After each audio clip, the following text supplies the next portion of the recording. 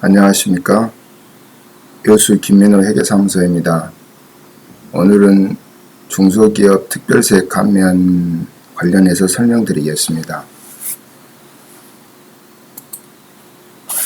중소기업 특별세 감면은 조특법 제7조에 있는 사항으로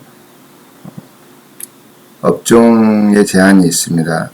아래 동그라미 1번 해당 업종인 경우에는 중소기업 특별세 감면을 적용받을 수 있습니다. 보시면은 작물재배업도 있고 축산업도 있고, 두 번째 줄에 보시면은 운수업 중에서 여객운송업도 있습니다. 그리고 아래쪽에 보시면은 여기 중간 정도 의료업을 운영하는 사업, 의원, 치과원, 한의원은 제외. 그러니까 일반 병원은 되지만은 의원이라든지 의원급은 지금 안 되는 걸로 그렇게 되어 있습니다. 그리고 그 위에 물류산업도 있고요. 여기 보시면은 2015년도에 추가된 업종 중에서 신재생에너지 발전 사업이 있습니다.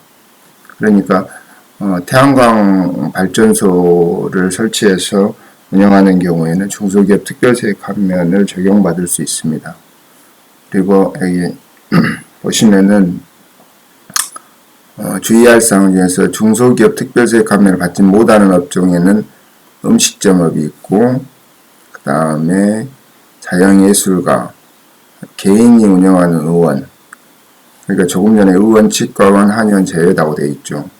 의원, 치과원, 한의원, 여기에는 중소기업 특별세 감면을 받을 수가 없습니다. 그리고 세무조정시 중소기업에 해당하지만 지금 말하는 의원급이라든지 치과원, 한의원은 세무조정할 때는 중소기업으로는 보지만은 특별세 감면은 받을 수가 없는 걸로 그렇게 되어 있습니다.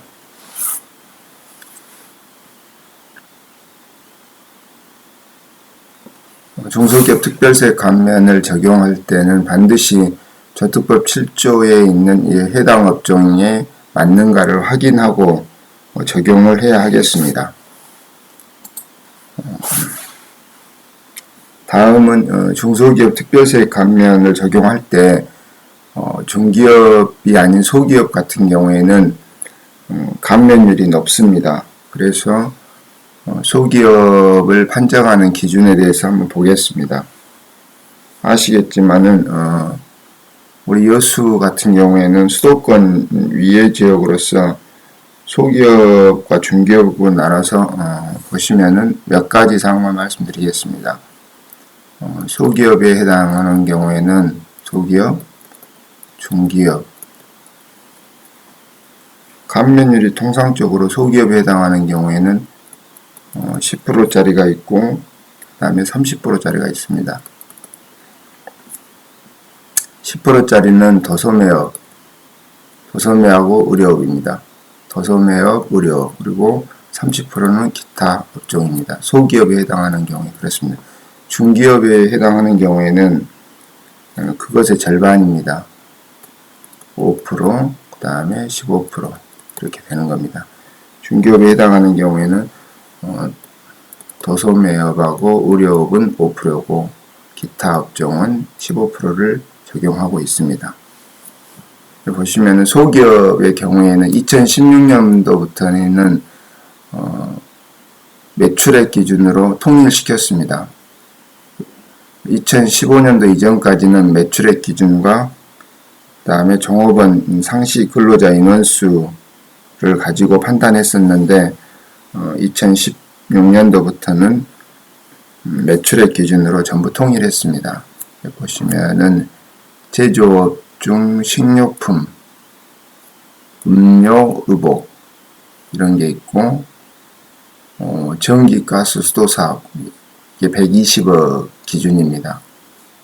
그리고 건설업, 건설업이 있네요. 건설업 80억, 그 다음에 도소매업 50억, 전문과학기술서비스업은 30억, 그리고 음식 숙박업 보건업, 교육 서비스 이런 경우에는 10억 기준입니다. 이렇게 매출액이 이 규모 이하인 경우에는 소기업에 해당해서 수도권 이외의 지역에는 10%, 30%의 감면율을 적용받습니다.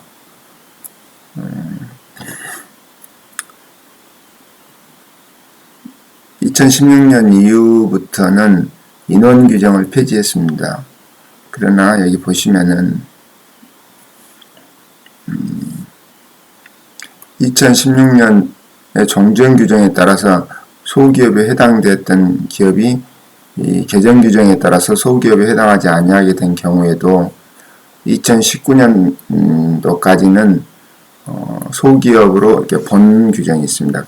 그러니까 매출액이 이 규모를 초과했다 하더라도 인원수 규모가 2015년도까지 적용됐던 소기업 판정 기준에 해당되면은 소기업으로 봐줘라 그런 규정입니다. 따라서 2016년도 이후 적용되는 소기업 판단 기준을 먼저 검토해서 소기업에 해당하면은 그대로 적용하고, 만약에 이 규정에 의해서 소기업에 해당하지 않더라도 2015년도까지 적용하였던 인원수 기준을 추가로 검토해서 해당하면은 소기업으로 적용해주라 그 말입니다.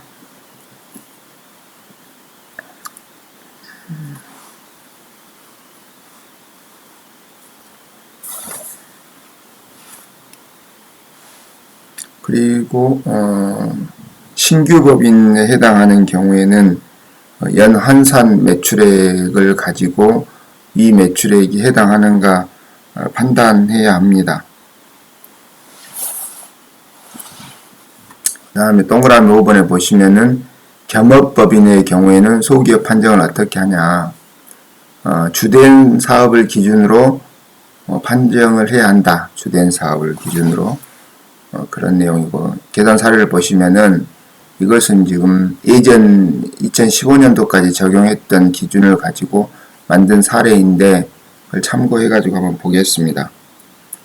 제조업의 종업원이 80명, 도매업의 종업원이 15명으로 주된 사업이 제조일 경우, 주된 사업이 제조업이므로 제조업을 기준으로 계산하면은 전체 종업원이 95명이고 제조업의 소기업 기준은 100명 미만이므로 소기업에 해당한다. 이렇게 지금 보고 있습니다. 그러니까 안분 계산하는 게 아니라 둘 중에 제조업이 매출액이 더 크기 때문에 매출액을 기준으로 한 제조업이 주기업이고 주된 사업이고, 주된 사업의 종업원 수는 80명 플러스 15명이라고 95명으로 봐서 100명 미만이므로 소기업이다. 이렇게 보는 내용입니다. 그래서 수도권 이외 지역 같은 경우는 제조업은 30% 감면율을 적용하도록 그렇게 되어 있으니까 감면율을 적용하는 것입니다.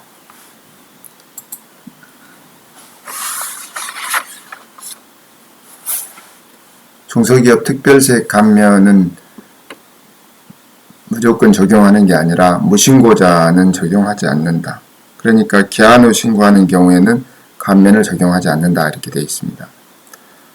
창업 중소기업 감면하고 중소기업 특별세 감면, 그리고 사회적 기업, 소형 주택 임대 감면 이렇게, 특히 우리가 많이 적용하는 중소기업 창업 중소기업 감면이라든지 중소기업 특별세 감면은 기한 후 신고자에 대해서 적용하지 않는다고 그렇게 되어 있습니다. 그리고 참고로 복식부기 의무자, 복식부기 의무자가 재무제표를 제출하지 않으면 무신고로 본다 이렇게 되어 있습니다. 그래서 복식부기 의무자가 추계신고한다. 추계신고하는 경우에도 재무제표를 제출하지 못하기 때문에 무신고로 보아서 중소기업 특별세 감면을 적용할 수 없습니다. 복식부기 의무자는 추계신고하는 경우에 재무제표를 제출할 수 없어 무신고로 보기 때문에 중소기업 특별세 감면을 적용할 수 없다. 기억해 두셔야 되고요. 그 다음에 두 번째, 창업 중소기업이나 창업 벤처 중소기업에 대한 법인세 감면이 있습니다. 창업 중소기업 감면 같은 경우에는 창업하고 최초 4년 동안 50% 법인세 감면을 해주기 때문에 매우 감면율이 크니까 잘 검토해야 합니다. 대상 업종이 있습니다. 중소기업 특별세 감면처럼 창업 중소기업 감면은 조특법 제6조에 나와 있는데 대상 업종이 매우 중요하므로 여기는 보셔야 됩니다. 광업, 제조업, 건설업, 음식점업이 있습니다. 음식점업이 있기 때문에 기존의 음식점업을 영위하지 않았던 사람이 최초로 음식점업을 개업을 했다. 그러면은 창업 중소기업 감면에 해당하기 때문에 50% 감면율을 적용해 줄 수 있습니다. 그리고 여기 업종이 쭉 열거되어 있으니까 적용 전에 반드시 검토해 보셔야 합니다. 여기 보시면은 관광 숙박업도 있습니다. 관광 숙박업도 있고요. 이 혜택을 한번 보시면은 당해 사업연도에서 최초 소득이 발생한 날에 속하는 과세년도부터 그 다음 과세년도 개시일도 4년. 그러니까 사업 개시해서 소득이 발생한 연도와 그 다음 3개년도, 그러니까 총 4개년도를 감면을 해주는데 50% 감면을 하고 있습니다. 그리고 그렇지만은 5년간 소득이 발생하지 않은 경우에는 5년부터 4개년도 감면을 해주는 걸로 되어 있습니다. 그리고 참고로 창업을 판단할 때 매우 중요한 게 중소기업을 새로 설립하는 것을 말하기 때문에 기존 개인 사업을 하던 것을 법인으로 전환했다. 이런 경우는 안 됩니다. 그리고 예를 들어서 다른 지역에서 동일한 사업을 하다가 그걸 폐지하고 새로운 지역에 와서 개업했다. 이런 경우에도 창업에 해당하지 않습니다. 그리고 창업일은 언제가 창업일이냐? 법인의 경우에는 법인 설립 등기를 기준으로 창업일을 판단하면 되겠습니다. 창업의 경우에는 이 법인세 감면 외에 정말 중요한 그 세제 감면은 취득세 감면이 있습니다. 취득세 감면. 취득세 감면의 경우에는 방금 말씀드렸던 법인 등기일, 설립 등기일은 창업일로부터 4년 이내에 취득한 자산, 4년 이내에 취득한 사업용 자산에 대해서는 취득세를 면제해주고 있습니다. 취득세 면제. 그러니까 공장 부지를 취득했다. 그러면은 토지라든지 건물 부분에 대한 취득세를 감면해주고 있기 때문에 100% 면제해주고 있기 때문에 그 혜택이 엄청 큽니다. 다만 이제 취득하고 나서 2년 이내에 정당한 사유 없이 그 사업용에 사용하지 않거나 매각을 했다든지 이러면은 감면했던 세액에 대해서 추징하는 규정은 있기 때문에 그 부분은 주의해야 합니다. 오늘은 중소기업에 대해서 중요한 감면인 중소기업 특별세 감면과 창업 중소기업에 대한 감면에 대해서 검토해 보았습니다.